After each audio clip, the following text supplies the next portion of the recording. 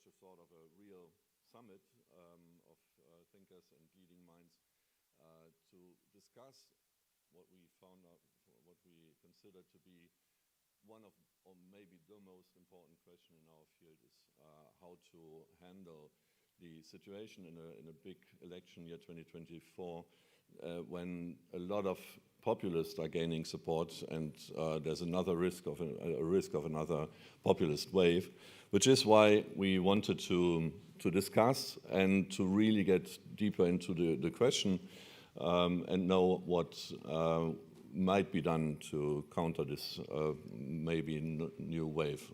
You see the pictures, and we have some numbers, just latest numbers for the US, where Donald Trump leads in the polls. So let's see, we will have to discuss this in the next 3 days, but there is a real risk that Trump will come back. We have the EU elections in 10 days. With the extreme right-wing parties at around 9%, which seems to be not so much, but there's a risk that they are going to block a lot of decision-making in the next couple of years in Europe. And we have in Germany some elections, in regional elections in September coming up in East Germany, where the AfD, the right-wing AfD, for example, in Thuringia, as you can see, is at 30%, 10% percentage points leading compared to the CDU. And it's quite similar in the other lenders like Sachsen and Brandenburg, where the elections will take place at the same moment. So also in Germany, a high risk of another wave of populism. What we found out in the last couple of years, working a lot about the reasons and finding out what are the drivers of populism, is that, and that's a starting point for our discussion in today and coming up in the next 2 days, is that there is an emerging, or more than an emerging, consensus around the fact that one of the main deeper drivers of dissatisfaction of people is related to socioeconomic factors, a lot about social disruptions, socioeconomic disruptions, about a poorly managed globalization, excessive market liberalism, technology shocks, austerity policies, and lately certainly also inflation, which leads us to the core of these questions: what is the latest state of these insights, and what can be done? If that's true, what are the policies to maybe stop? And if we look around in Germany, at least, and in other countries, there's a lot of confusion about what to do and a lot of very short-sighted action policies, which may not be the right answer. So that's a real issue for us, something we want to dig deeper into in our conference and today on the podium already. The common feature seems to be that there is something like a loss of control. Our Bundespräsident, Federal President Steinmeier has mentioned that at the weekend. He's taking the same notion of losing control as a core thing that makes people very angry and losing trust into liberal democracies and the political system and policy in general. So what does that mean? We have some latest insights that we will present tomorrow. That's just another piece in that puzzle of better understanding the reasons for populist votes, a study by Teresa Giordacci and her colleagues on the reasons why people voted for Trump in the end. And there's a very clear insight and result in these studies saying that it's a lot about downward mobility of economic security, which means that people especially react negatively on a situation where they are in relative terms worse than they have been before, or worse than other people around them are.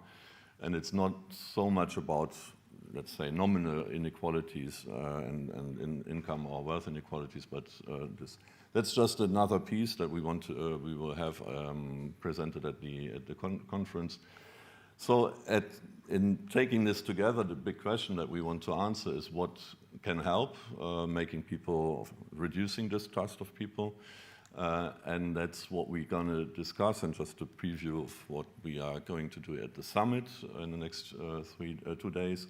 There will be another big session on this latest state of empirical findings. We will have a big discussion on why Bidenomics works or doesn't work. Apparently doesn't work in terms of voters, and why. Is it the wrong recipe or whatever? And can a new kind of economic policy, whatever that means, help to repair the damage caused by what we discussed as the reasons for distrust? And then there will be particular discussions on new industrial policy and modern climate policies, also to find out what could attract people more than it's the case up to now. Asking these questions is also about testing an emerging new economic paradigm. That's what we as Forum New Economy have been working on in the last few years, and many of you in the room have participated in that. And as you know, we always had this and have this picture, slightly provocative from the old orthodoxy to something new, and we always put a question mark behind. We left it out this time, and as you can see, on the right side, Branko is in the room. Danny will be here tomorrow. Mariana will join, and others like Adam Tooze. So we just put some of them. But that's just to provoke a little bit, to say that maybe there are a lot of people very seriously working on inequality, on new industrial policy, on whatever topics, globalization and so on. And maybe up to now, it's not been maybe so often that they have come together and worked together, but that may be something which comes up, and maybe we can contribute to this at the summit that we are holding.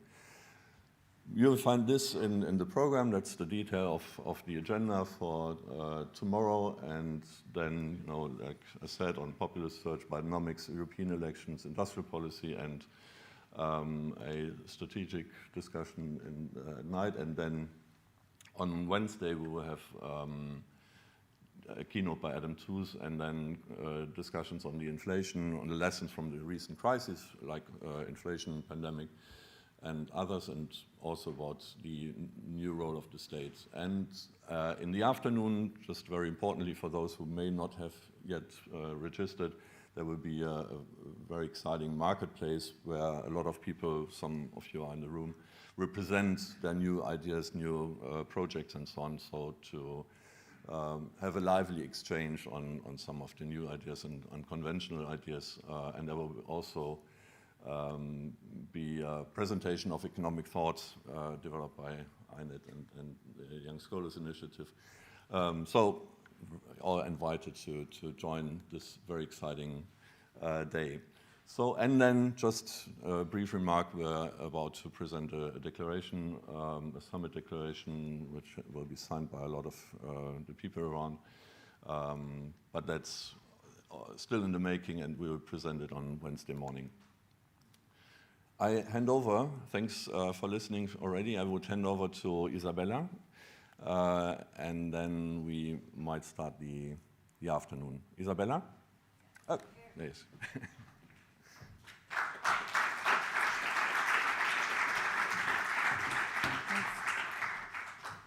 Hi everyone, we will now have a panel discussion with the title The Election Year 2024, Is There a New Economic Vision to Regain Popular Support?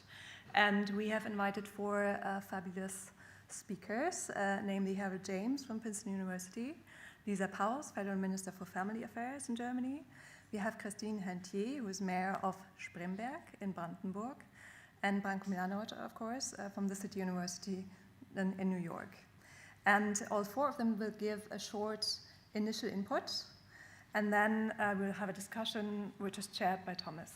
And one organizational note, so for all the English speakers who do not understand German, we laid out these QR codes, and you can find the English translation of Christine's input there, because Christine will speak in German. So I wish you a great discussion. And first of all, enjoy the inputs. Harold, may I ask you to start with your initial inputs? Thank you.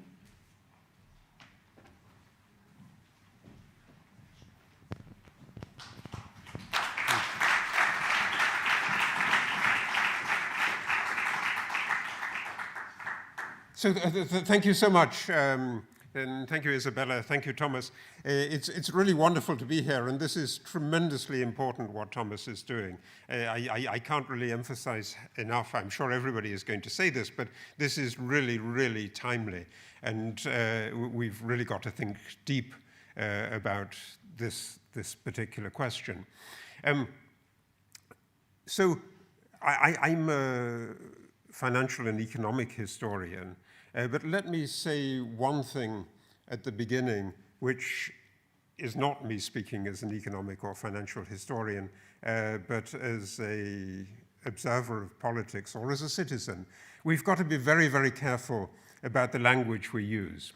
And it seems to me that if we look back to the beginning of the modern catastrophe in 2016. I mean, maybe it goes back earlier than that, but the modern political catastrophe in 2016, the Brexit vote and the Trump vote. One word, it seems to me, won the election for Donald Trump and lost it for Hillary Clinton. Deplorables. When she started to refer to her opponents as deplorables, or the Trump supporters as deplorables, I thought she'd lost it. And we have to talk about people, even if they disagree with us, with respect. So let me come back to what I think of as a long-term view of the situation that we're in. And Thomas, I think, brilliantly encapsulated it in the words that he put on the board. What are we facing? Globalization, technology shocks. I mean, globalization may be waning, and many people do think that it's on the retreat, and there are many measures that show some parts of globalization on the retreat. Others show more globalization in terms of electronic connections of people with each other. Globalization may be on the retreat, but we're in the middle of a technical transformation that is more rapid than anything that we've seen in human history. It's absolutely stunning, the speed with which this happens. So we grew up, I think, all of us in this room, with Moore's law. And Moore's law was that the number of transistors in a semiconductor chip increased, doubled every 2 years. And we thought it was incredible that that should go on. The volume of compute is increasing at a much faster rate today. So it's doubling every 6 months. If you think, for instance, of how we communicate, Netflix, it took 3.5 years for Netflix to get 1 million subscribers. It took 5 months for Spotify to get 1 million subscribers. It took 5 days for ChatGPT to get 1 million subscribers. And it takes 5 hours for Threads, the new Meta platform, we're really transforming very, very quickly. And the question is how we manage to deal with that, because I think it's right that this leads to the sense that we're out of touch, we've lost connection. But I think everybody in this room is in the same position. In that sense, this is a general predicament. So then I also thought, can we learn from moments when there have been these big technical changes in the past? And nothing, I think, has been as dramatic as what we're living through now. But the middle of the 19th century or the 1970s, and again, we had a nice slide on the board about the 1970s, were like this, that technical transformation was happening very, very quickly. All kinds of old certainties were being overthrown, and we needed a new way of organizing ourselves. And it challenged government, it challenged people, it challenged entrepreneurs, and so there was a need to change very, very quickly. And dealing with that change in the middle of the 19th century was associated with revolution here in Berlin, elsewhere, of course, in Europe as well. The 1970s was also one of the moments when people were wondering, is democracy breaking down? There was a bestseller by a French political scientist, Jean-François Revel, How Democracies Die, Comment meurt la démocratie. So what can we learn from that? And I think I get worried in some ways by people who think that we're repeating the 1970s. And some of the debates of the 1970s do strike me as being repeated. And so, your slide again, very much to the point on that. So, on the one hand, you had the kind of free market people. You had a picture of Milton Friedman and Friedrich Hayek. And on the other hand, you had people who did industrial policy. And you had people who wanted protection and people who didn't want protection. I grew up in a university in Cambridge where the Department of Applied Economics was pushing very, very hard on the protectionist line. Do we want more protection today? I don't think so. And the story that I think we've seen over the last few days and weeks of the new Biden tariffs on China are going to be a disaster. They're a disaster for Americans. They're a disaster for China. They're meant to be a disaster for China, but they're a disaster for people who think that they might vote for the Democrats, because whatever Biden can do about tariffs, even if people like tariffs, whatever Biden can do about tariffs, Trump will always be able to say he can do more of it. He can do much more of it. So that's not going to work. It's also putting up the cost of aluminum, putting up the cost of steel, putting up, in other words, the cost of things that go into American manufacturers. And it's unlikely, as a result, to make anything better or anything cheaper. We also, I think, like in the 1970s, need to worry about inflation. And inflation is one of the things that in the 1970s was out of control in most countries. Today, people, at least people like us, are not very worried about it because it doesn't affect us that much, and also because we as economists understand that it's coming down very quickly. It is, but that's not how voters think.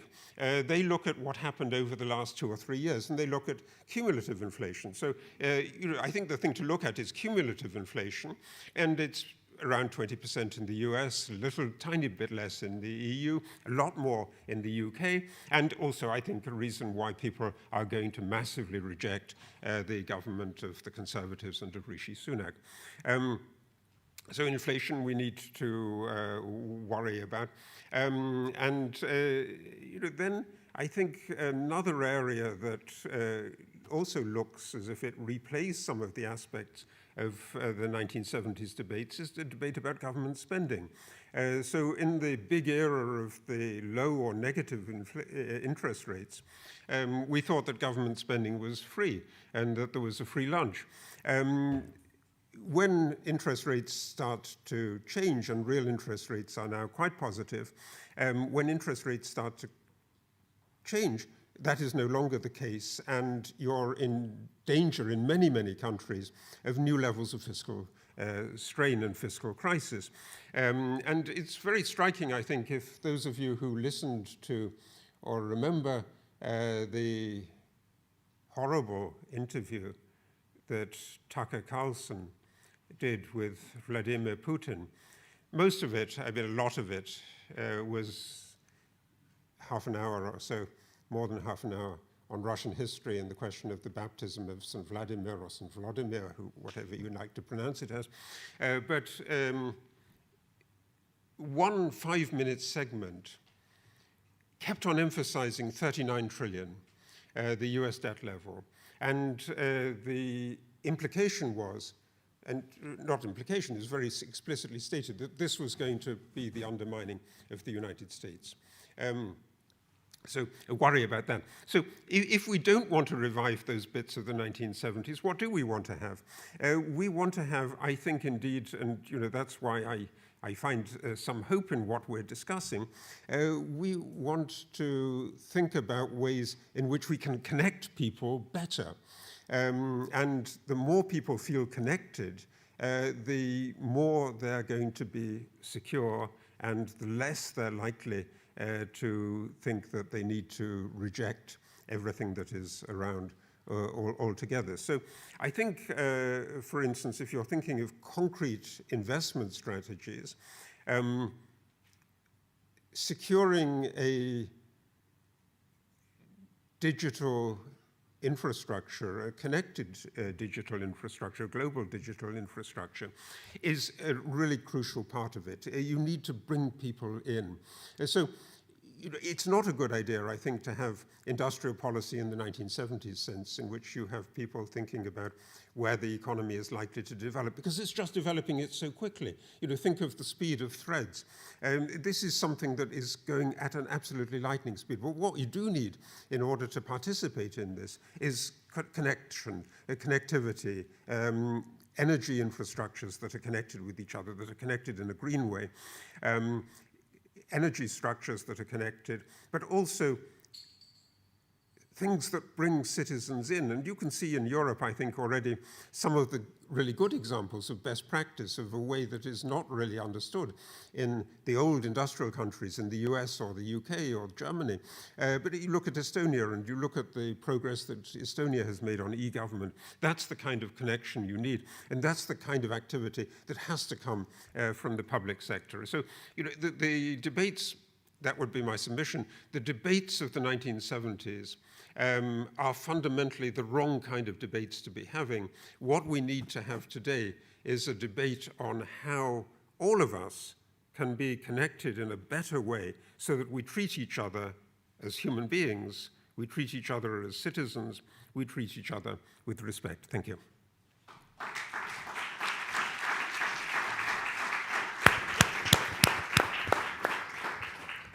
Thank you, Harold. I would pass over to Lisa PAUS.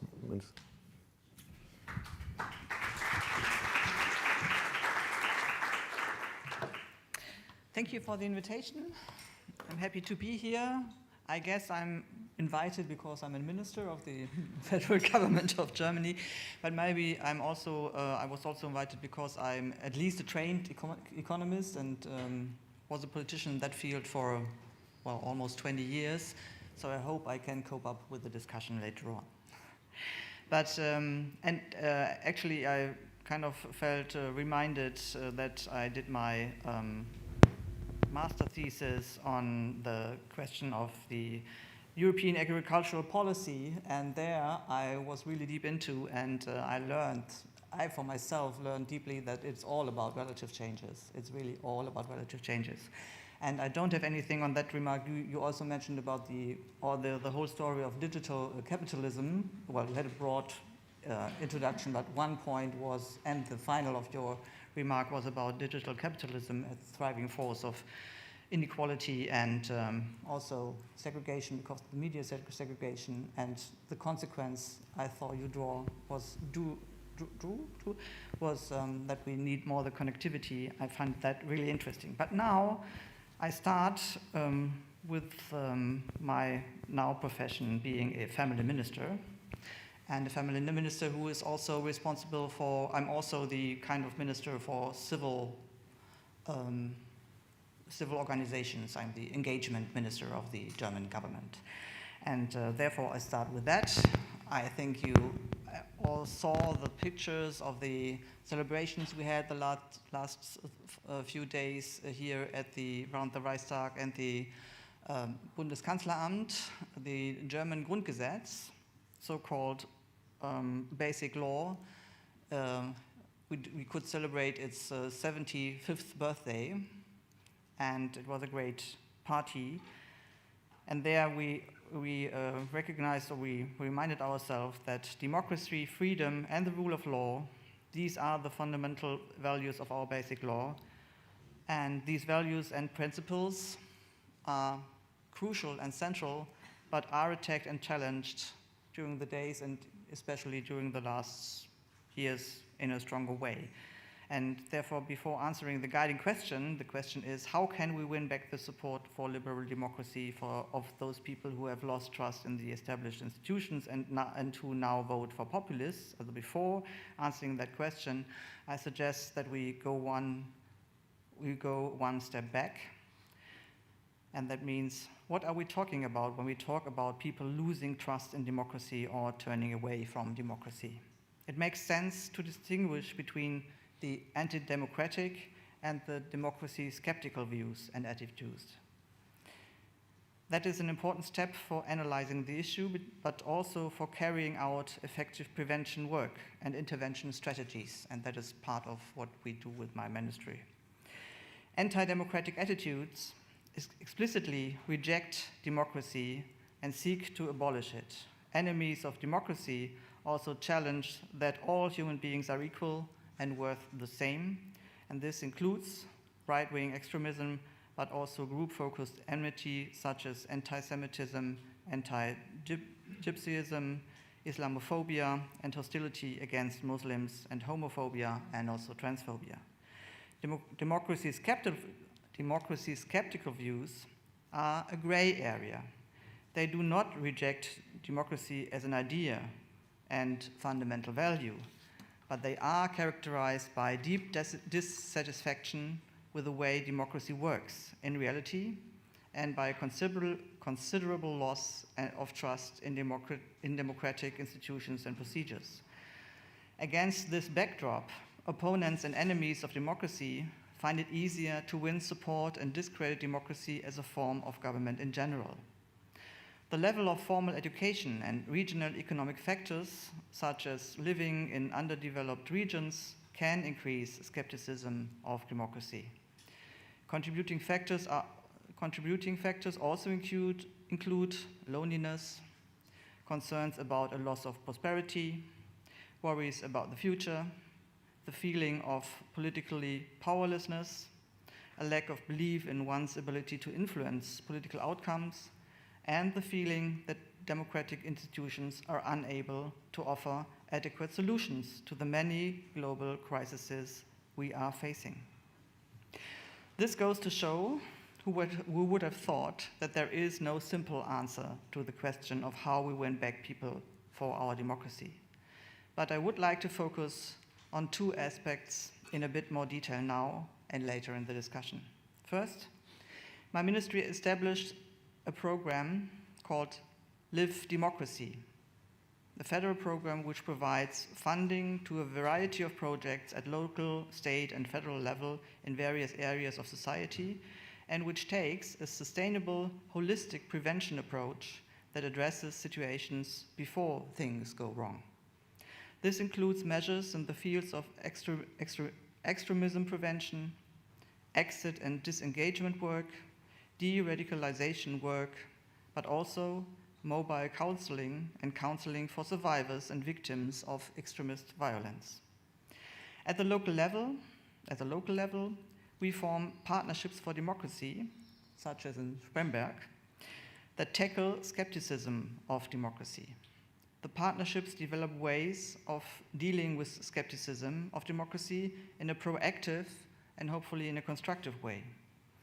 They try to encourage people who are skeptical of democracy to participate in democratic opportunities, to shape policy locally, and see that their action makes a difference and has an impact. A second aspect, which is a bit more abstract but ties in with the economy, is family policy. Family policy is an important part of social policy and has a stabilizing effect in times of multiple crises and large transformational processes. By supporting families, especially in times of social change, family policy also strengthens social cohesion. And that is why we want to create good opportunities for our children and reduce poverty, for example, by now introducing a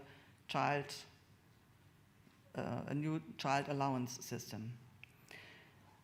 We want to support families in their desire to shape family life together and at the same time promote women's and men's economic self-sufficiency. Early childhood education is in a good care infrastructure has a double effect here.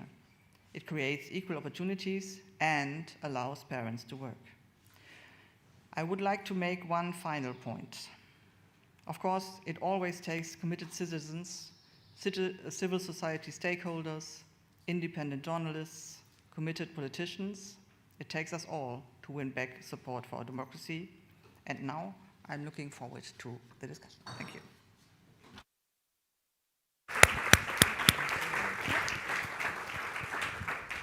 Okay, hand over to, for those who are not familiar in German, I'll maybe say a word on her role. She's been in the commission for the coal exit in Germany. And in the midst, SPREM-BERG is a town in the midst of the coal region, in the very near here, and very much touched by a very strong shift and a socio-economic disruption as we are discussing it. So very happy to have you. You are mayor of SPREM-BERG now and trying to handle the situation to transform a very traditional coal city and region towards something new, and you will probably explain what this will be. Thank you. Okay, thank you for the invitation. It's a big pleasure for me to be here today, but I will speak in German language. Wie kann man die Menschen zurückgewinnen? Die sind. Sorry, you need the QR. You have it? I can start? Okay. Wie kann man die Menschen zurückgewinnen? Die Menschen sind nicht weg. Sie sind da. Auf meiner Ebene, also vor Ort, sozusagen im Maschinenraum der Demokratie, weil da spielt sich dann wirklich alles ab auf der kommunalen Ebene, kann ich gar nicht anders als einladen mitzumachen. Zwingen kann ich keinen, aber einladen kann ich alle. Die Menschen leben nicht im Bundestag, nicht im Landtag, sie leben in kleinen Kommunen wie SPREM-BERG, 22.000 Einwohner. Die Herausforderung ist, auch für mich täglich, dass alle Themen sozusagen auf meinen Tisch kommen, auch wenn die untere kommunale Ebene gar keinen nennenswerten Einfluss auf die Entscheidung von denen da oben, so wird ja gesprochen, die da oben, auch wenn wir gar keinen Einfluss auf die Entscheidung haben. Und das Schlimmste wäre, der denkbar schlechteste Dienst an der Demokratie, wenn ich sagen würde, geht mich nichts an, ich bin nicht zuständig. Mein Weg, mein ganz persönlicher Weg ist, das beherrschende Thema in der Lausitz, den Kohleausstieg und den damit einhergehenden rasanten Strukturwandel. Vorhin wurde das mal dargestellt, wie schnell das inzwischen alles geht. Was früher ein Jahrhundert gedauert hat, was Jahrzehnte gedauert hat, das passiert jetzt in Tagen, in Stunden, manchmal sogar in Minuten. Ich war Ihnen sehr dankbar für Ihre plastische Schilderung. Das kommt natürlich auch alles auf dem Schreibtisch einer Bürgermeisterin mitten im Kohlerevier an, also der wirklich rasante Strukturwandel. Und mein Weg, unser Weg ist, das eben nicht ausschließlich denen da oben, der Landesregierung, der Bundesregierung, auch der Europäischen Union zu überlassen, sondern um echte Mitgestaltung zu ringen für uns.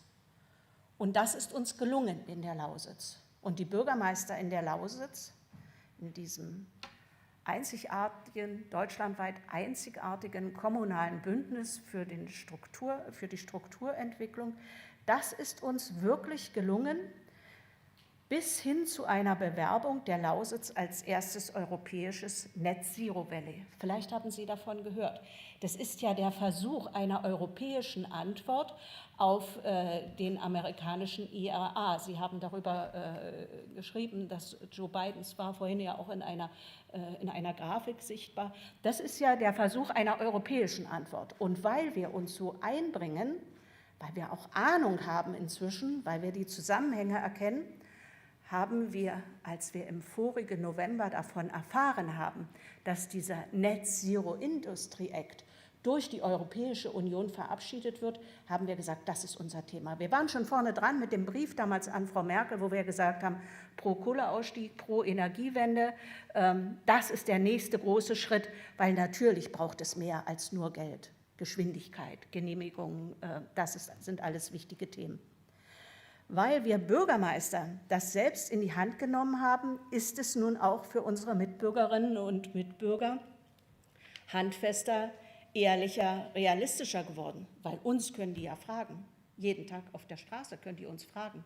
Das tun auch die Bürger. Die fragen dann, was meinen Sie damit? Bei der EU können die keinen fragen, nicht? Das geht nicht, aber uns können sie fragen.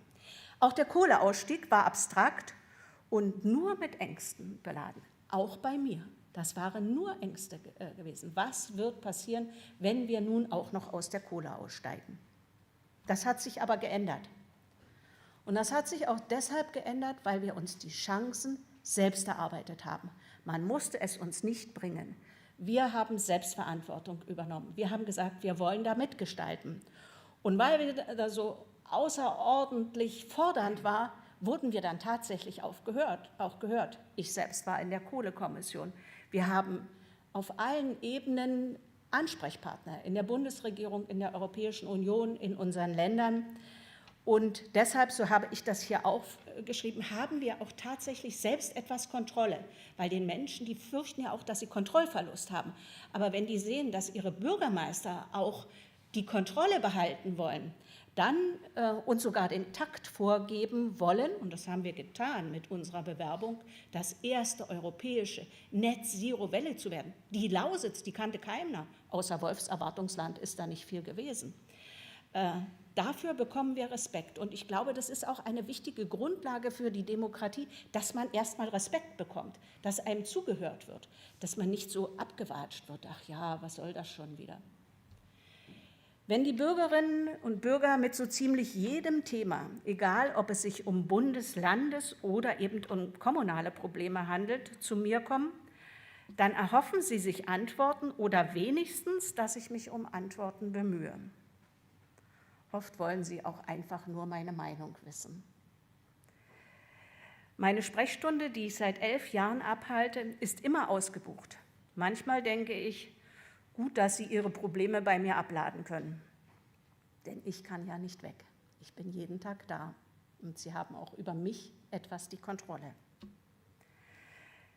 Landtags-, Bundestags- und EU-Abgeordnete sollten, nein, sie müssen unbedingt mehr in ihren Wahlkreisen aktiv sein. Es ist ein großes Problem, dass nur alle 4 Jahre oder alle 5 Jahre dann sozusagen das große Schaulaufen einsetzt. Das ist ein großes Problem. Die Abgeordneten müssen mehr an die Menschen ran, so wie wir das als Bürgermeister naturgegeben sind. Wir sind halt da. Wenn sie das nicht tun, dann überlassen sie das Feld den Populisten, weil die sind auch da. Unser Problem ist, dass die Themen, mit denen wir uns beschäftigen müssen, uns damit rumschlagen müssen, so unglaublich vielschichtig sind und alle gleichzeitig passieren und in immer schnellerer Abfolge. Und es gibt eben keine einfachen Antworten, von Lösungen ganz zu schweigen.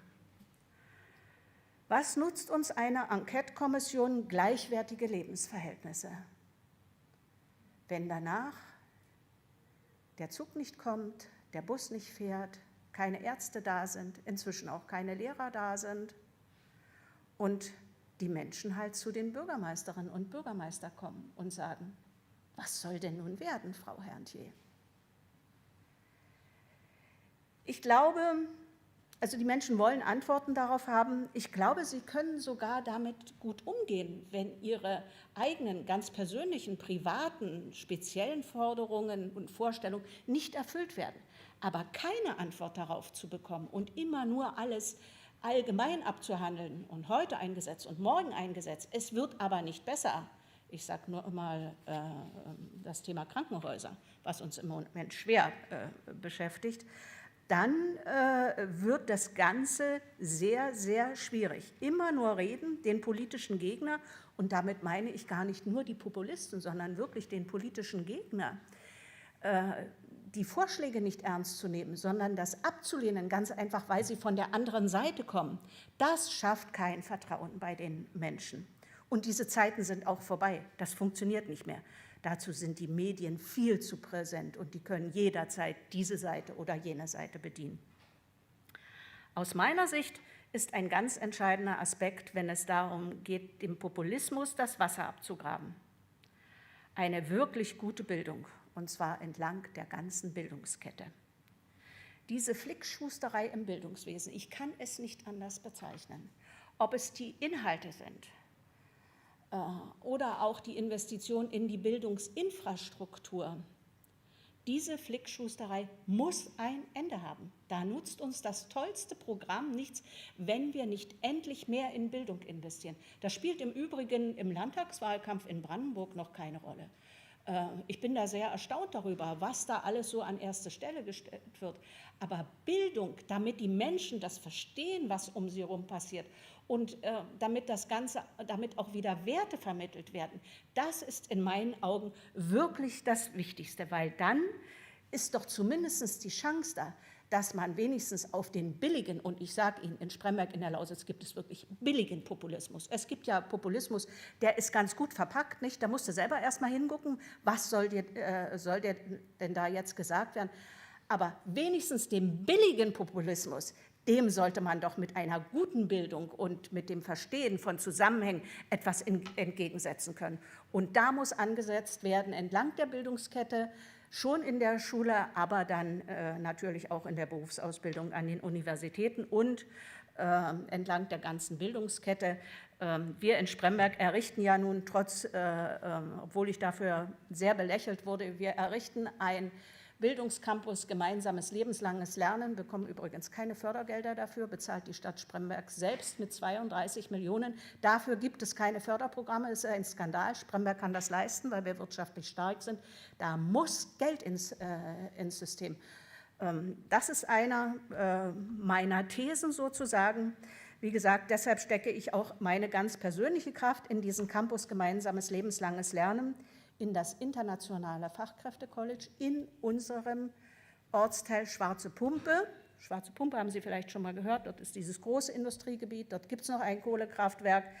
Das ist ein sehr schwieriger Ortsteil für mich mit einer ganz starken AfD. Der Landtagsabgeordnete der AfD ist dort auch im Ortsbeirat. Aber genau deshalb machen wir dort das internationale Fachkräftecollege vor den Toren des Industrieparks Schwarze Pumpe, weil wir internationale Investoren haben. Und ich strebe auch die Gründung einer internationalen Schule an. Wir haben Konzerne aus Amerika, aus Australien, aus Österreich, aus England. Wir streben die Gründung einer internationalen Schule an.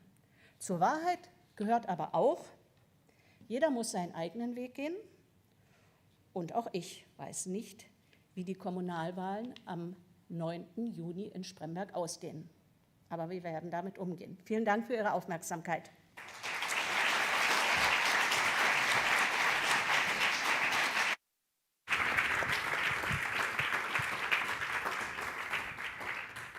Vielen Dank, many thanks. Branko.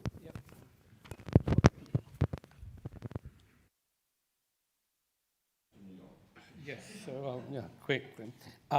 First, Thomas, you would let me know when I'm at 12 minutes because I really would not like to extend too far, to take too much time. So I'm, of course, very thankful for the invitation. It's always a pleasure to be here, to be in Berlin. So I would, of course, many of you have heard of Jiang Zemin's 3 represents theory. I'm going to speak today of 4 departments approach. So let me start with the department 1, where we actually talk about policy and policy making. That's essentially dealing with national policies. This is dealing with taxation, social assistance, education, health, and so on. As we have heard from the last 2 speakers, obviously this is not at one level. In federations, there is a federal level, there is a state level, like in Germany, there is a local level. But it is within the country, or in the case of the European Union, obviously some of these decisions are made at within the limits of what the European Union sort of requires or has had a policy before. Department 2 is globalization in its effects on what we observe in the Department 1. In other words, we do have national policy which determines taxation, but then Department 2, which is globalization, has independent effect on what is happening domestically. So these are the issues related to the crowding out of the middle class with the offshoring, longer-term unemployment, inability to recapture the wage rates that you had before you got unemployed, all the problems and the symptoms of which we have spoken for the last 15 years, or at least 15 years, and of course, many of them very visible in the US. So when you see these two things, Department 1 and Department 2, they overall give you an increase in inequality, which we have seen, but the increase is driven from two different parts, one domestic, another globalization. The third department is also linked with globalization, but it is globalization in terms of human movement. It is the globalization which is then reflected at the national level through immigration, or from the countries that are emitting migrants, it's reflected through emigration. So here we have an increase due to the fact that we know much better what are the conditions in the other countries, thanks to that connectivity that Harold was speaking before.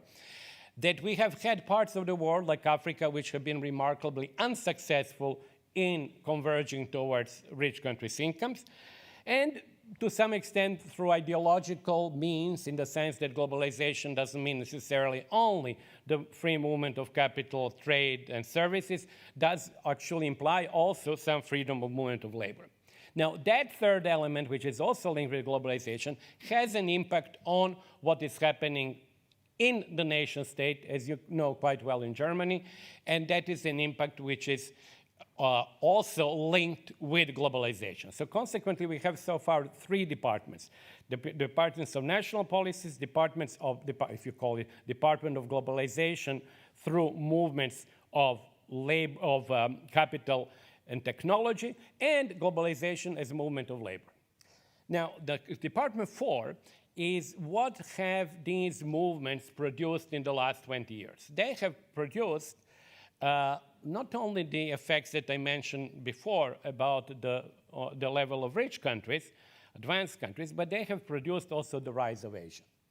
And among the rise of Asia, the most, of course, important is China. Now, that has had then two additional effects. Very broadly speaking, I will show some of these numbers. When it comes to the position of people in the world, we are generally asked, when we are asked, do you like convergence, or do you like, for example, that Asia is becoming richer? Few people would say, no, I don't like. People would not say that. But what happens when countries that used to be relatively poor become well off or upper middle income level, and particularly when they are large, they displace in the ranking, global ranking, part of the lower classes of the rich countries in the ranking. So for the first time in 200 years, we do not have the top quintile of the global income distribution that is entirely dominated or monopolized by people from the West and Japan. So we now have a change. We have people from China, from India, from Indonesia, from Brazil, that are actually entering that area. Well, that means that those people from the generally lower to middle classes, in the case of Germany, for example, the bottom 40% of the population, have seen a relative decline in their global position. Now, I will talk maybe more about it tomorrow and so on. Does it matter or not? I think there are arguments that it would not matter because people compare only themselves to the people that they interact directly, but there are also arguments that it does matter. But in addition, the rise of China, that was still the fourth compartment, has created a sort of a hegemonic challenge. In other words, has created a political issue which has to deal with the US not being willing to accept China's rise. And that has led to a slew of policies which we have already mentioned. It has led to the increased tariffs, export controls, delisting of Chinese companies, de facto autarky or desired autarky in key technological developments, rise of economic coercion, and creation of trade blocs. De facto, many elements which were underpinning globalizations, which are called Department 1 and Department 2, are now being unpacked. I'm not saying they're totally sort of rejected, but they're being unpacked and revised. And they're being unpacked and revised for essentially political reasons. So what is the conclusion? And that's actually, when I try to put all these 4 departments together, is the following. When we think of proposals or ideas, we have to take into account all 4 of them. In other words, as I've actually tried to argue, they are interdependent. But on top of that, when we think of them, we have to take this interdependence into account. In other words, we have to ask really a tough question. Are certain policy going to have short-term or medium-term negative effect on people who are globally well-off, and on the other hand, would help people who are globally poor? Is this something that is okay, or is something that is not okay? And I think this is the issue of the trade-off that we as economists, and particularly those like myself who have worked on global issues for 40 years, they have actually to face these challenges. Now, at the national issue, I understand that the politicians are not going to face them because obviously they are responsible to the people who elect them, and the main concern is the welfare of the country where they are being elected. But for, I think, economists, like broader economists, or maybe economists who just work on global issues, I think we have actually to take into account the trade-off, or we can actually at least have to take into account the interdependency between these 4 departments. Thank you very much.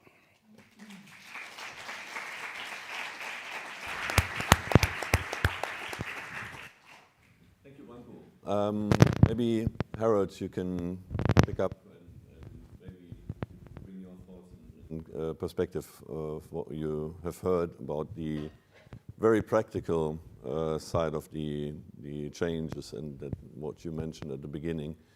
Yeah. No, I mean, I'm obviously very impressed, and I think in some ways the more we're closer to the grassroots of it, the more we understand. So I particularly, I have to say, I was mesmerized by Mayor Herntier's presentation. And I think that's exactly the right kind of question. It strikes an echo wherever you come from, whether you're from the United States or from France or from the UK. Areas of the country that are really deprived of resources, where people are worried about not having the access to the doctors, where they're not having the access to the schools.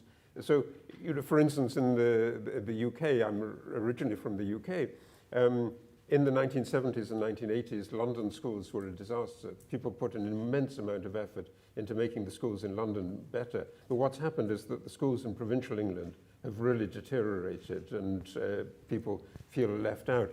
And the question is, that I would think, practically, what can we do about it? How can we address this issue? And there are simply not enough good teachers to go everywhere. There are not enough good doctors to go everywhere. But that's why, what I started off with, it seems to me to be an amazing opportunity to do this. That, for instance, if you're regularly hooked up to a medical monitor that sends information, you can avoid some of the things that lead to hospital stays. You can have prescriptions that come automatically, that are sent to your home. Education. You're absolutely right. This is the crucial area, and people are just lost in not having good education. And when you're exactly when you're a long way away from New York or London or Berlin, I think you also have some good schools. When you're a long way away from that, you feel you're being absolutely cut off from any kind of connection. So what can you do about it? Well, actually also there, I think the technology is tremendous. So I don't know how many of you have looked at online courses that the Khan Academy does, for instance, to take an example. So the calculus that they teach in the Khan Academy is much, much better taught than the calculus that I was taught in a very, very good school in Britain. But what I need to do if I'm going to do that, and what I need to do if I'm going to have the medical equipment, is have the human beings around who push me in the right direction, who nudge me in the right direction. They say, you know, this is what you can do, this is what the opportunities are. And you know, in some ways, we're moving towards a much more egalitarian vision of this, because you know, in the past, recently, we pay large amounts of money, if we have it, to get the best doctor to treat us. The best doctor is not as good as diagnosis as the diagnosis that you can get online. So you need to get that available, and you need to be taught by somebody who is not necessarily on top of the technology of it, but has a human sentiment, has a human capacity. And you know, that's what impressed me so much, because you're, in a way, the only human being left that people can deal with. And you know, it's more difficult in the federal level. You know, I appreciate what you do and how you try to make it better. But this is how, you know, the grassroots are really critical. But the task of the grassroots will be connecting people to the opportunities that we get in technology. Herrntier, would like to answer just for purpose of organization, as she feels more comfortable to speak in German. Jay will translate for English-speaking people. Vielen Dank. Ich habe Ihnen sehr aufmerksam zugehört. Vorab möchte ich eins stellen. Der gesamtgesellschaftliche Kompromiss zum Kohleausstieg in Deutschland war schon mal eine gute Basis. So etwas sollten wir öfter machen. Ich selbst hätte es nicht für möglich gehalten, dass man so gleichberechtigt miteinander in den Austausch gehen kann und zum Schluss in einem, Frau Paus, historisch kurzen Zeitraum von nicht einmal 7 Monaten dieses wichtige Thema für Deutschland verhandelt hat. So etwas sollten wir öfter machen. Thank you very much for acknowledging the effort that was made locally. One example I would like to point out, and what we should do much more, is the Commission of How to Exit Coal in Germany, which was an effort that really was inclusive, that really tried to include local as well as state policymakers. This effort felt to me as the right type of approach to addressing this type of problem. Dann werde ich etwas sagen zu dem Thema Industriearbeitsplätze und dann danke für das Beispiel mit dem Gesundheitswesen. Das wäre mein dritter Punkt. Auch ich war zu Beginn der ganzen Diskussion regelrecht getrieben davon, wir brauchen Ersatz für Industriearbeitsplätze. Das war sozusagen unser Mantra gewesen, weil wir ja so wirklich gelitten haben unter dem Strukturbruch zu Beginn der 90er Jahre. Das stand überall. Wir brauchen Industriearbeitsplätze. Aber, ja. One major issue, an important mantra, is how do we replace the industrial workers that are now losing their jobs because of structural change? This is one of the key things that I am thinking about that has been on my mind since the 1990s. Aber wir haben ja nicht nur das Thema Kohleausstieg und das Thema Energiewende. Wir sind ja auch auf dem Weg zur Wissensgesellschaft. Ich habe vorhin gesagt, mein wichtigstes Thema ist das Thema Bildung. Und Bildung und Wissen, das hängt ja unmittelbar zusammen. Und das hat auch in unsere Überlegung dann viel mehr Einfluss genommen und ist jetzt für uns, also für mich persönlich, ist es gleichberechtigt mit dem Thema Industriearbeitsplätze. So the discussion around education that we've had and digitalization was also important. To me, really addressing education is the central theme of how we can move forward in this discussion. Sie können nicht Net Zero Valley werden, wenn Sie sich nicht ausdrücklich dazu bekennen, sowohl in der Bildung als auch in der Verwaltung KI einzusetzen. Dann werden Sie keinen Erfolg haben mit der Bewerbung. Damit komme ich zu dem Thema Gesundheit, Ärzte. If we really try to establish this idea of a net zero valley, we really have to address the underlying issue of lack of labor, and artificial intelligence and new technologies are the way forward to addressing this fundamental problem. Als 2019, 2020 klar war, dass wir aus der Kohle aussteigen, bin ich durch alle meine 14 Ortsteile wirklich gezogen und habe versucht, alle zu fragen, was ist denn für euch wichtig im Zusammenhang mit dem Kohleausstieg und mit der Energiewende? Was ist für euch wichtig? Und da hat eben das Thema medizinische Versorgung im ländlichen Raum eine sehr große Rolle gespielt. When it became clear that we were exiting coal, I toured around the 14 constituencies that I'm responsible for to ask what was on their mind, what is most important to them. And the thing that stood out was healthcare. How do I have access to quality healthcare?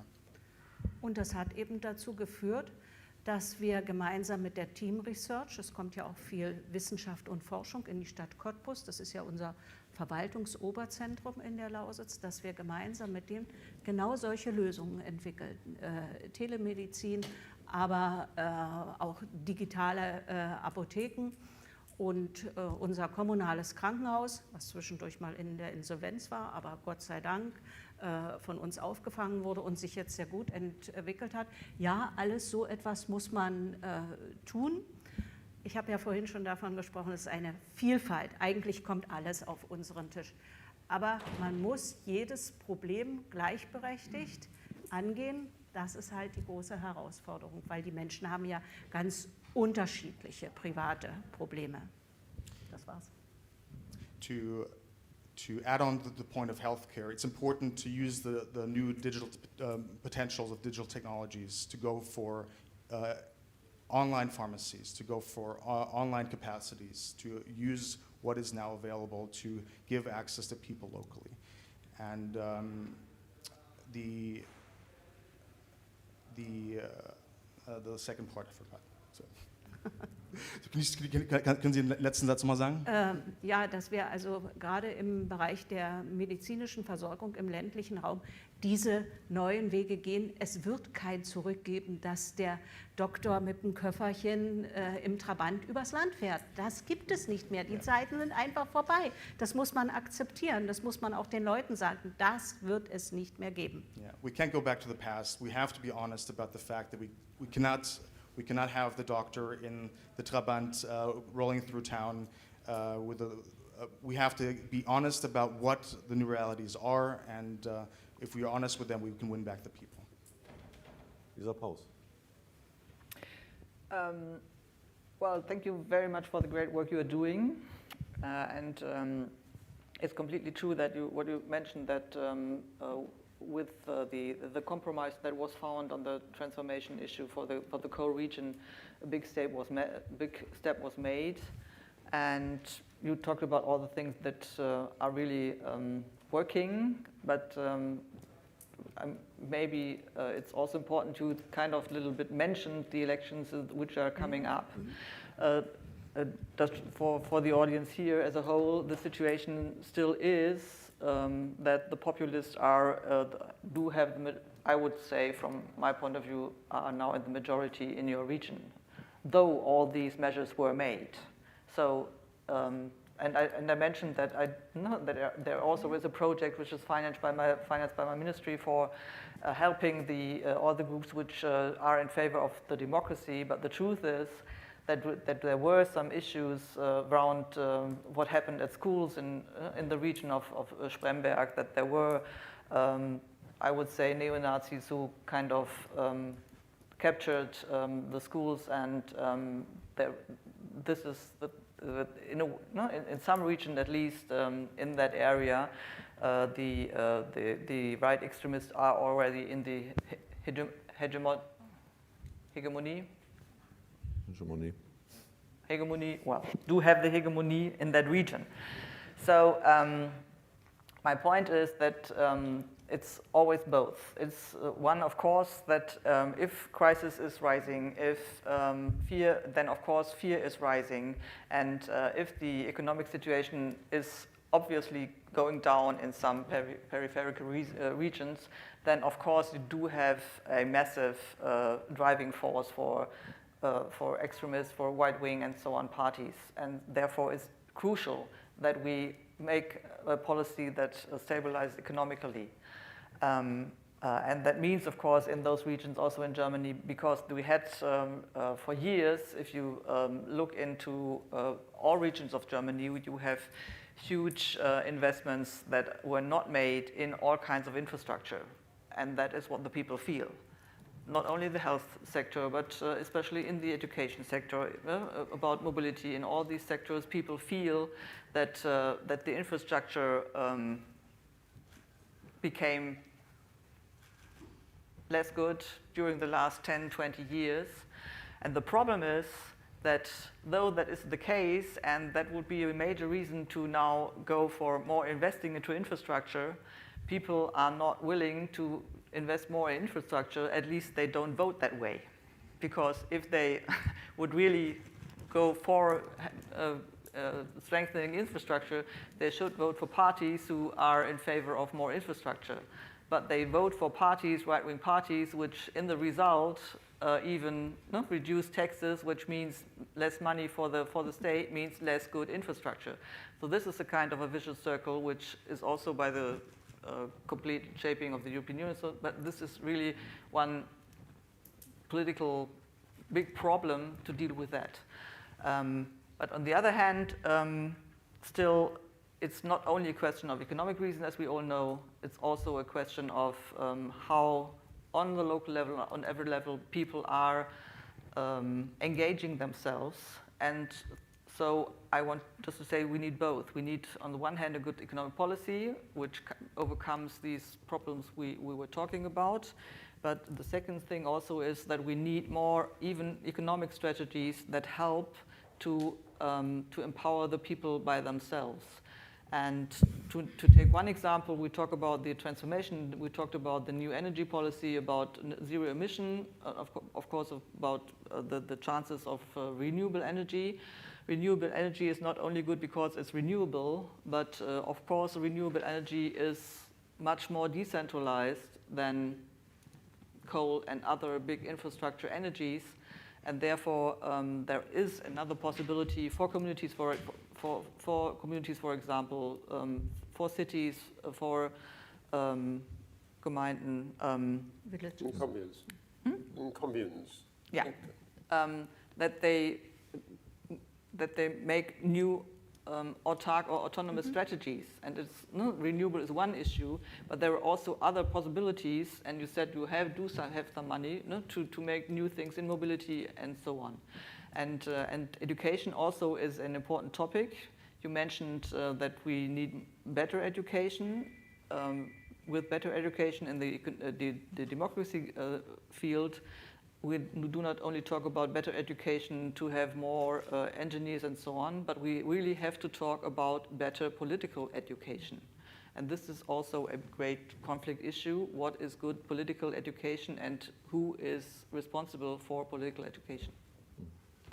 Branko, maybe to come back to your point on globalization and the choice to be made, is there something like a blueprint for that? Or put it the other way around, if you talk a lot about this local dimension where people feel a loss of control, or a real one or a felt one, is globalization made for human people? I mean, is it?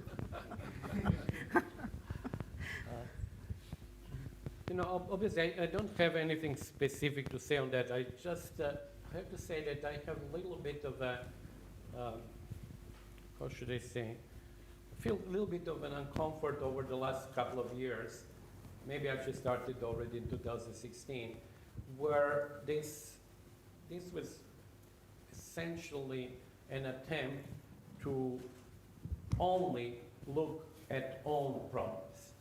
As I said before, I totally understand that from a political point of view. If I were to run to election on any level, I would do the same.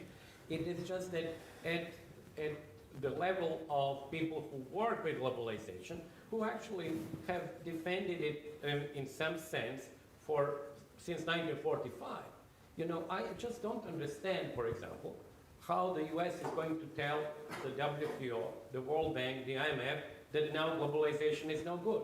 I don't understand that. I just would like them to go and to tell Tanzania and Mali and Indonesia and Philippines, to tell them, look what we have been saying for the last 70 years, really now we change our mind, we'll just do it differently. We want to create trade blocks, we want to impose sanctions, we want to have export control, we want to increase tariffs.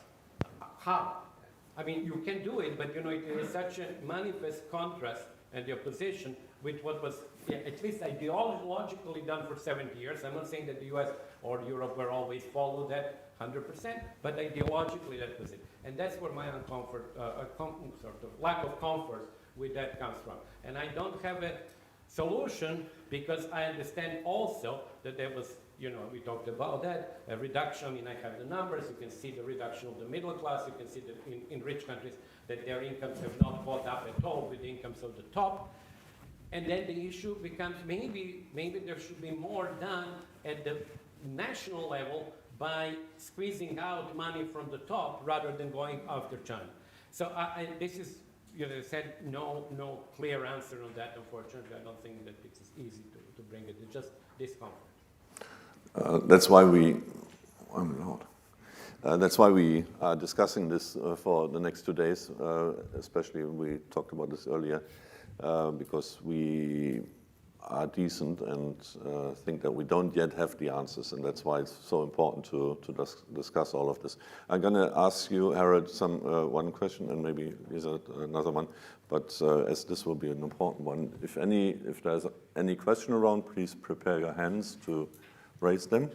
Harold, I'm very intrigued by one paper that Bob Gordon did for some years ago on growth and the changes, as you mentioned. And then he said, well, we are always talking about the rapidness of changes today, but imagine and look back in the late 19th century and then the 20, 30 years afterwards, how completely changed the lives of people.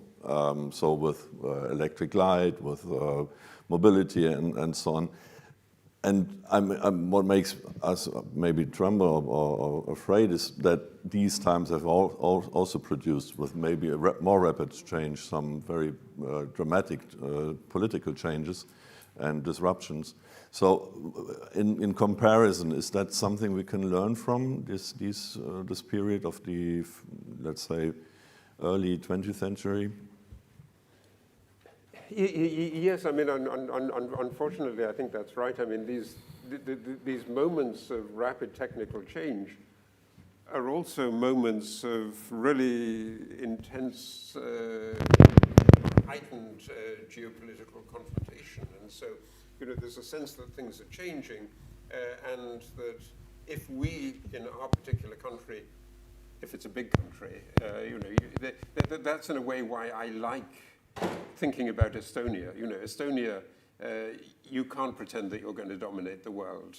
No. You have to think of what's realistic. But if you're in the United States, or if you're in China, or, you know, even if you're in, you know, sometimes in the UK, you'd think, well, we can change the world to our advantage. We can change the rules to our advantage. And so, you know, this is a moment where exactly that is taking place. And I think, you know, many people are noticing it. So I completely agree with Branko on this, that the United States is really doing something that is pretty terrible at the moment, and that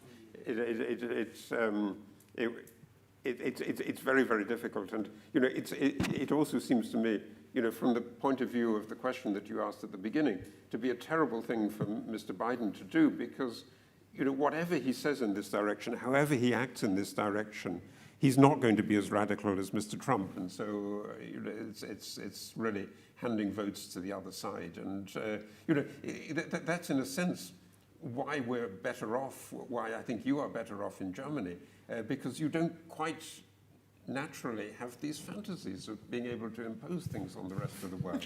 You know, you did at one point, but that was in the past. Okay, we'll let it stand. Lisa, PAUS. Well, I apologize. I'm sorry that I can't follow the conference the next 2 days, but I find it really interesting that it's the forum of the new economy, and the really interesting question is what do you want to discuss? Because when I became an economist, I found it very thoughtful that my professor taught me that the multilateralism and the open markets and so on are very good for several reasons, but in the same place, this is, of course, a structure which is a perfect hegemonial setting for the United States. So this was a complete setting, multilateral, international, and so on, but it was completely clear it worked with one strong hegemon, the United States. And we have thousands of rules and economic theories under that, but the political power thing was there is this strong hegemon. And what you were telling here again, and I can assure that it's also, as a member of the German government, I can assure that it's also my impression what you said, is that it's completely clear that the United States, and this is not depending on which president, which person will become president, it's completely clear that the complete US political strategy is focused on we are not going to allow China to overtake. So we have to be for the future the hegemon. And everything that's necessary to make that clear is taken. And of course, this is a different political setting for the whole world and also for economic strategies. And so it's one thing to think about the best international economic setting, and the other to discuss within the actual situations and what strategies come out of them. For example, for the situation of Europe, because Europe is in a really not very convenient situation right now because of the situation of and the strategies of the United States, of course. We haven't talked about Russia still, but let's take also into account the situation of Russia and, of course, the situation of China. So this has different impacts on economic strategies. And here, you've been talking about the Net Zero Valley. That's your big project. Can you just give us an example of how you do it? Are you giving money to firms, to enterprise to come and invest into net zero, or what is that's just not whole, but just the main message that you would like to give it as something like a success? Ja, ich freue mich ja, dass Frau Paus mit hier ist, weil die Bundesebene spielt natürlich auch eine ganz große Rolle. Der Net Zero Industry Act ist ja ein europäisches Gesetz in Kraft getreten. Und das, was wir tun konnten, war wirklich dorthin zu fahren. Das haben wir gemacht, sind hingefahren zum Kommissar Breton und haben gesagt, wir als Lausitz wollen das erste Valley werden. Was bedeutet das? It's great that we have a federal minister sitting here with us because you can hear me? It's great that we have a federal minister sitting here with us because fundamentally these policies are happening at a national or European level.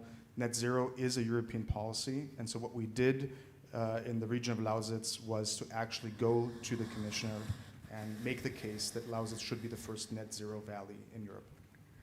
Ein Net Zero Valley ist keine Sonderwirtschaftszone. Ja. In einem Net Zero Valley werden die neuen Technologien, die neuen Branchen gefördert. Da gibt es einen Katalog, das kann man nachlesen, von Branchen, von Industrien, aber immer verknüpft mit der KI. Die dadurch bevorzugt angesiedelt werden sollen, dass diese Genehmigungsverfahren, die ja enorm lang sind in Deutschland, dass die verkürzt werden. Entweder auf 12 Monate oder auf 18 Monate. Das war's. Ein großer Anreiz in Deutschland, wo das ja ewig dauert, ehe Genehmigungen durch sind. Das ist ein ganz entscheidender erster Vorteil. So an important point is to emphasize that the Net Zero Valley is not a special industrial zone or area. What it really does is to shorten the approval times that are exorbitant in Germany to 12 or 6 months, which by itself is a huge economic incentive to invest in this area. Der zweite Punkt ist der Zwang, manchmal ist Zwang auch gut, der Zwang, das Ganze mit KI zu verknüpfen, was Sie vorhin ja ausgeführt hatten, wie wichtig das ist. Und es ist also tatsächlich so gewesen. Also ich muss mal sagen, wir waren das Wolfserwartungsland. Das Hasso-Plastner-Institut und SAP ist in meine kleine Stadt SPREM-BERG gekommen. Und die werden uns Tools zur Verfügung stellen, damit wir jetzt schon anfangen können. Obwohl das ja noch gar nicht klar ist, werden wir ein Valley. Das setzt schon mal etwas in Gang. What's impressive is that we have gotten positive feedback, even without a fully realized success yet, that major companies are ready to invest and settle and make a presence in this infrastructure. Etwas abfällig habe ich gehört aus Kreisen, wo mich das sehr gewundert hat. Ach, da gibt es ja gar kein Geld dafür, als ob man mit Geld alles heilen könnte. Aber die Länder und auch der Bund haben schon die Möglichkeit, die Einnahmen, die sie ja aus dem CO2-Preis erzielen, gezielt umzulenken in diese Gebiete.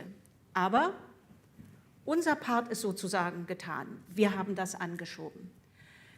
Am 22. Februar waren wir da, am 27. Februar haben wir Robert Habeck getroffen, dem haben wir unsere Bewerbung übergeben und vor 3 Wochen haben sich die Landesregierung Brandenburg und Sachsen in einer gemeinsamen Erklärung dazu positioniert. Sie wollen, dass die Lausitz das erste europäische Net Zero Valley wird. Und so ist der Weg. Wir haben es angestoßen, die Länder müssen das beschließen, dann geht es zum Bund und der Bund muss das beantragen bei der EU. So ist der Weg. Ja, so ist es. So often I get some skepticism whether just putting money into the situation will solve things.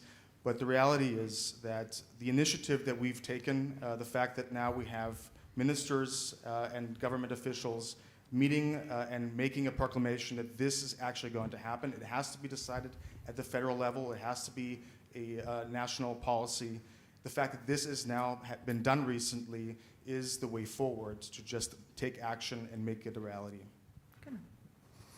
It is decided on the European level, but the federal level has to give it to the European level, right? Yes. Yes, it's not, well. Okay. There's one question, first question. 2. Kannst du?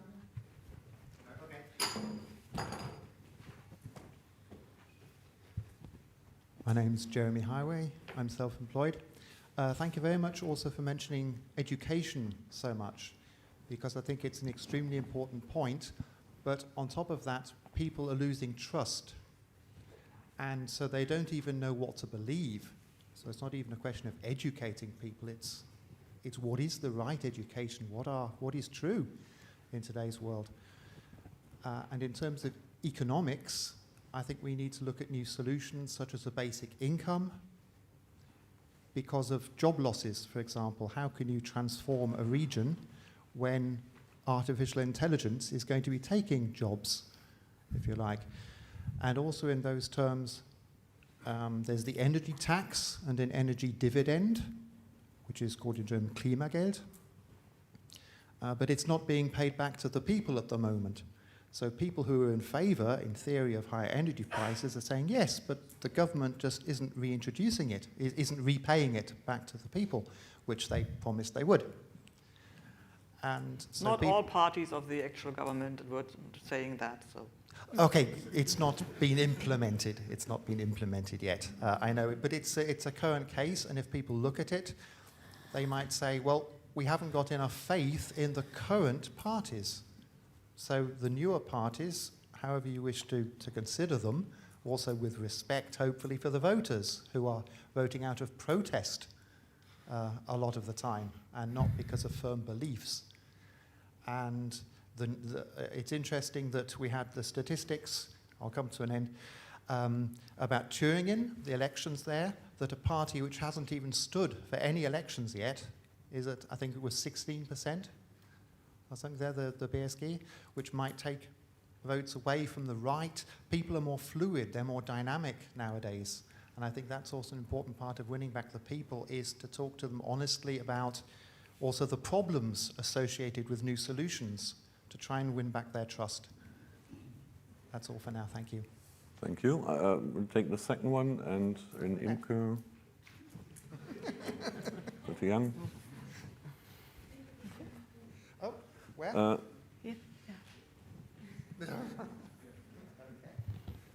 Thank you. Harold opened with a remark that, or the rhetorical question, who would want less globalization? And I think that's a truism for an economist, and I agree, who in their right mind would want less globalization. But I think the question needs to be posed differently, because it's devoid of the context, and the context is really China nowadays. It was Japan before. And so if you have asymmetric trade, where Chinese companies are heavily subsidized and favored in other ways, that globalization becomes very asymmetrical and damaging, and I think it is becoming the underlying cause of a lot of insecurity about the future of workplaces in the industrialized countries. So it's not working for the people anymore, beside the fact that the compensation of the losers has never really worked in the context of globalization and the theory that they should be compensated. So I think, in the terms of the four departments, Department 1 and Department 4 are now fighting against each other. And if you have a player like China or Russia, in that context, it doesn't work anymore, and you cannot really retire on the truism that globalization is good for all. So I think we have successfully looked away from the issue and put it under the carpet for the last 30 years. And now China has become so important for the global economy that we cannot do that anymore. And I think that is one of the real underlying causes of all, not of all the problem, but of a lot of the economic problems where people feel deprived of the security and their future. I just interrupt, because Lisa Paus, you have to leave in a couple of minutes, or? Yes. Yes, so. I'm listening. I just wanted to say that when I leave, I'm not going to the bathroom, but if there's an urgent question, if there's an urgent question to the Minister of Family Affairs in Germany, raise your hand. And you're going to work on winning back the people anyway. Yes. Sorry. Yeah. Yes. Yeah, thank you. My question also goes to BRANKO and the four departments. And what I didn't get, so what I've understood from what you just said was that we have to look at the four departments in the future, and whether, so as I understood it, the policies so far have failed people in the first department, but what is the incentive now? And will the new policies, the current policies, are they really in favor of the first department? That is my first question. Or is a curtailment of the rise of China not really in the interest of the electorate of the US, for example? Is that really, or the majority of people? So if it was never about electoral politics, why should it be about electoral politics now? And the other question is, do you have an example to make it a bit more concrete? What would a policy for all four departments look like if you take the example of taxes, for example? Yeah. Was there another one? Brigitte Young. I do have a question. Yeah, please. Yeah, okay. If, Branko, would you, because your departments were challenged. I would be, okay, sorry. I will be actually quite brief. Both questions. On the second one, if I may, what I meant to say is that when we think of the policies, we cannot, in my opinion, we should not only look at national level while ignoring the other three departments, as I call them. In other words, we have to design policies which are not necessarily only good for the country, they may be good for the world. I know that it sounds too grandiose, but I just want to say that there is interdependency. And I think indeed there was interdependency when I spoke of the second department and the first. Very clearly, globalization did not benefit certain parts of the population in the US. That's, I think, very clear. So what I wanted to bring out is interdependency. On the first question, I totally agree with the speaker that actually one can make the case the way that you did it, and it's a very logical case to make. But one can actually turn the table and say, is the main problem in the world today the fact that the largest, until a couple of months ago, the largest country in the world, which was extremely poor, became richer? So is this the really main reason that we have a problem in this world? All right.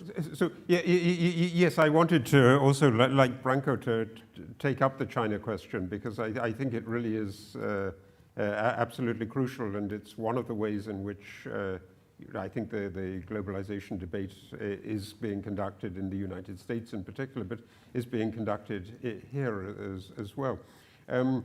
So, that's where I think also a little bit of history is appropriate, and what you mentioned, I think is in one way right, that there's a parallel, and many people make it, and many people in China make this as well, between China today, or China over the last 20 years, and Japan in the 1970s and 1980s. And so there was exactly this kind of argument when I came to Princeton in the middle of the 1980s. There was exactly the fear, and there were books on the coming war with Japan and how Japan is going to dominate the world in the 21st century. And already then people saw that there was a demographic problem with Japan in a way that there is a demographic problem with China today as well. But I mean, I think it's many people are very fond of Tom Lehrer. So Tom Lehrer had a great song in the early 1990s, just at the end of this Japanese story, when you can't compete with the Japanese, and everybody plays to different rules, and everybody plays to different rules, you're in deep doo-doo. The tune was called Deep Doo-Doo. And that was exactly, but Japan was not in the end a problem for the international economy. I mean, why it wasn't a problem was that it wasn't a security problem in the way that China may be a security problem today. But I think that is manageable in a different way. And if you're worried that if you're worried that there are cheap Japanese products or cheap Chinese products that are destroying jobs, I don't think that's the right thing to worry about, because what you really want to think of is also that it's cheap solar panels or cheap electrical vehicles that are going to allow us to make the green transition more quickly. And if we really want to spend an excessive amount of money on building our own industry more expensively than that, all we're doing is actually then creating more demand for China, because the resources that China supplies, the critical batteries, the gallium, the germanium, and so on, this comes from China, and we can't alter that supply chain very, very quickly. So, whatever you do, you will be dependent on China for this particular area. And we should actually embrace it and say, this is great, we're getting the cheap solar panels, which will exactly allow us to do the green transition. I'm Brigitte Young. I'm a political economist at the University of Münster. And I have a question to Mr. James. And you are talking about the Achilles heel in terms of the United States, the high debt, 39 trillion debt. But is there not a contradiction in your talk? Because when you talk about winning back the people, we heard the connectivity, digitalization, and education, what we heard in the incredible good talk by the Bürgermeister, we need money. So how are we going to square that? On one hand, the high, even global debt.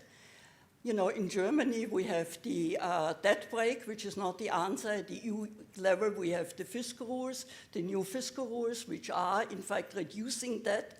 But I would like to hear from you, is it in the United States, the high debts, the wrong spending, or how should we, in fact, try to square the need of money and at the same time, in terms of the high debt, unless we go to the new monetary theory. Okay, no. You don't need to do that. And Branko already actually gave the answer. We need higher taxes. I mean, it's very simple. There's a way of doing this, and it's higher taxation. And you know, that is also some of the story. That you know, I talked about the tariffs as one of the Biden liabilities, but also, you know, what Biden did was to keep the Trump tax cuts. This is exactly the wrong signal to have. You know, we need to be honest about what we want to pay for. So, you know, there's much to lower rate of taxation in the United States. May I just say, because I didn't answer fully the question, on what would be one concrete example? It's a very tough question whenever you ask economists to give you a concrete example. But I'm very much in favor of what is now happening with this wealth tax. To be quite honest, 5 years ago, I really never thought that this would actually come to the stage where it is now. I think there is a real possibility that we might see actually a 2% wealth tax, at least some OECD countries. And I think it's a concrete example, I think, which seems to me to be a good policy for individual countries and for everybody concerned within the countries and the world thereby. Thank you, Branko. If there's no other question, I would just say that I'm quite happy. When we conceived the panel, we weren't quite sure if the range between SPREM-BERG and New York and globalization and history will work, but I'm quite amazed by the discussion, and hopefully you too, because I think that's, as an opening for our conference, for our summit, it has shown that we see lines between the micro level and the macro level and the historical level, and that's all we're going to discuss in the next 2 days. I thank you, Christine Herrntier, for coming and have good success for becoming the first net zero valley. Harold, Branko, and Lisa PAUS has already left. And great thank you to Jay Bocklington, who has helped us to bridge some language challenges, excellent, so that we didn't need the whole infrastructure of simultaneous translation. Thank you all, and have a good night.